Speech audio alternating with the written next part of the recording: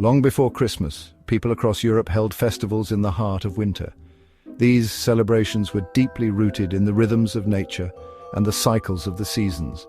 They provided a sense of community and continuity during the coldest and darkest months of the year. The Romans celebrated Saturnalia, a festival for their god, Saturn. This was one of the most popular festivals in ancient Rome, marked by a week of feasting, role reversals, free speech, gift-giving and revelry. It was a time for feasts, gifts and decorating homes with greenery.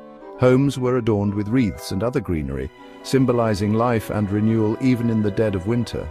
In the north, Germanic peoples observed Yule. This festival was deeply connected to the natural world and the cycles of the moon and sun. They burned a Yule log to symbolize the sun's return after the shortest day. The burning of the Yule log was a powerful ritual meant to bring warmth and light into the home. These celebrations were all about light and hope during the darkest time of year. The winter solstice marked the turning point when days would begin to lengthen, a reason for joy and celebration. These ancient festivals shared common themes. They were times of feasting, merrymaking, and honoring the gods and spirits. They were about rebirth and looking forward to longer days. The return of the sun was seen as a powerful symbol of life and renewal. People celebrated the natural world and its cycles. These festivals were a way to connect with the earth and its rhythms, ensuring prosperity and good fortune for the coming year.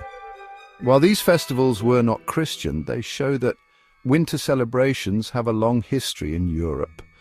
They remind us that the desire to find light in the darkness and to celebrate life is a timeless human tradition. The Bible does not say when Jesus was born. There is no specific date mentioned in the scriptures, leaving the exact day of his birth a mystery. This absence of a clear date led to various traditions and interpretations over the centuries. In the 4th century AD, church leaders chose December 25th as the date to celebrate Christmas. This decision was not arbitrary, but rather a strategic one influenced by various cultural and religious factors of the time. This date was already significant. The Romans celebrated the birthday of their sun god, Sol Invictus, on December 25th. The festival of Sol Invictus was a major event, symbolizing the return of longer days and the triumph of light over darkness. Choosing this date might have been a way to make Christianity more appealing to pagans. By aligning the celebration of Jesus' birth with an already popular festival, the Church could facilitate the transition from paganism to Christianity. Some historians believe that early Christians wanted to replace pagan festivals with Christian ones. This strategy of adopting and transforming existing traditions helped in the spread of Christianity across the Roman Empire. By choosing December 25th, they could connect the birth of Jesus with existing celebrations of light and hope. The winter solstice, marking the shortest day and longest night of the year, was a time of celebration and renewal, making it a fitting backdrop for the Nativity. This shows how Christmas evolved in a complex historical context.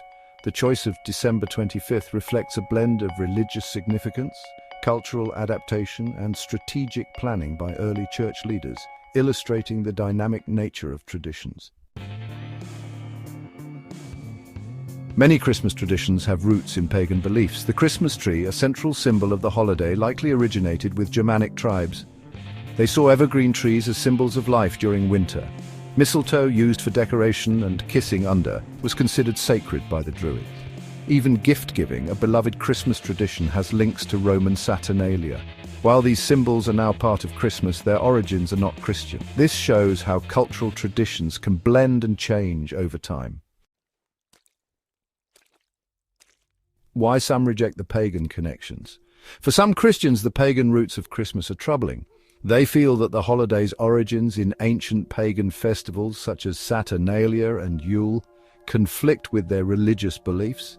They believe that God wants his followers to avoid pagan practices. This belief is rooted in their interpretation of biblical teachings and the desire to remain pure in their faith.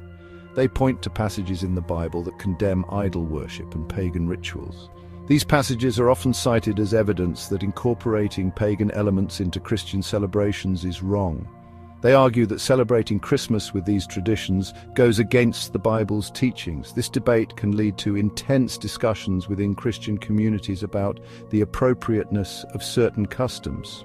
Some Christians choose to focus on the religious aspects of Christmas, such as the birth of Jesus and attending church services. They emphasize the spiritual significance of the holiday over its more commercial or secular aspects. They might avoid traditions they see as too pagan, like decorating a tree or celebrating on December 25th. Instead, they may opt for simpler, more faith-centered observances. This shows how Christians can have different views on the celebration of Christmas. These differences highlight the diversity within the Christian faith and the various ways believers choose to honor their religious convictions. Subscribe, like, and share.